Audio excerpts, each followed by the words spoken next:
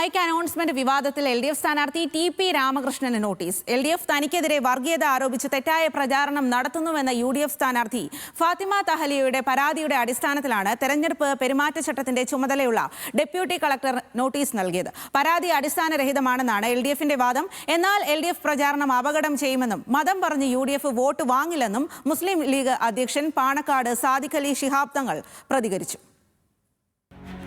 പേരാമ്പ്രയിൽ ഫാത്തിമ തഹ്ലിയയ്ക്ക് വേണ്ടി UDF വർഗീയ പ്രചാരണം നടത്തുന്നുവെന്നാരോപിച്ച് LDF മൈക്ക് അനൗൺസ്മെന്റ് നടത്തിയെന്ന പരാതിയിലാണ് നടപടി. തനിക്കെതിരെ തെറ്റായ പ്രചാരണം നടത്തുന്നുവെന്ന പരാതിയിൽ തെരഞ്ഞെടുപ്പ് മാതൃകാ പെരുമാറ്റച്ചട്ട ലംഘനം പരിശോധിക്കുന്ന ഡെപ്യൂട്ടി കളക്ടർ LDF സ്ഥാനാർത്ഥി TP രാമകൃഷ്ണന് നോട്ടീസ് നൽകി. സംഭവത്തെക്കുറിച്ച് വിശദീകരണം നൽകണമെന്നാണ് ആവശ്യം. എന്നാൽ പരാതി അടിസ്ഥാനരഹിതമാണെന്ന് LDF വ്യക്തമാക്കുന്നു.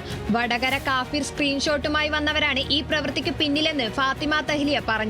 ഇത്ര കാലമായിട്ടും ഇടതുപക്ഷ MLAക്ക് പേരാമ്പ്രയിലെ ജനങ്ങളെ മനസ്സിലായില്ലേ എന്നും ഫാത്തിമ തഹ്ലിയ പ്രതികരിച്ചു. കഴിഞ്ഞ പാർലമെന്റ് ഇലക്ഷനിൽ കാഫിർ സ്ക്രീൻഷോട്ടുമായിട്ട് വന്നവരാണ് ഇപ്പം ഇത്തരത്തിലുള്ള ഒരു വിവാദവുമായിട്ട് വന്നിട്ടുള്ളത്. എല്ലാ സമയത്തും വർഗീയപരമായിട്ടുള്ള ആശയങ്ങളോട് കൂട്ടുനിൽക്കില്ല എന്ന് പ്രഖ്യാപിച്ചിട്ടുള്ള നിലപാടാണ് ഞാൻ എടുത്തത്. കഴിഞ്ഞ കാലങ്ങളിലായിട്ട് ഇടതുപക്ഷത്തിന്റെ MLA ആണല്ലോ ഇവിടെ ഉണ്ടായിരുന്നത്. അപ്പോൾ അവർക്ക് ഇപ്പോഴും പേരാമ്പ്രയിലുള്ള ജനങ്ങളെ മനസ്സിലായില്ലേ?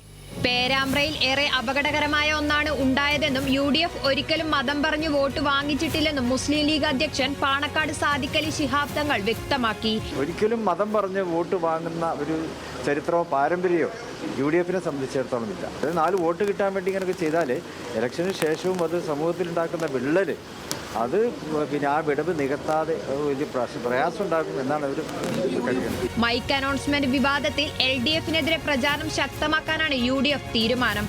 എന്നാൽ സംഭവത്തിൽ അന്വേഷണം നടക്കട്ടെ എന്നും കൂടുതൽ പ്രതികരണങ്ങൾക്കില്ലെന്നും LDF നേതാക്കൾ പറയുന്നു. ന്യൂസ് മലയാളം, കോഴിക്കോട്.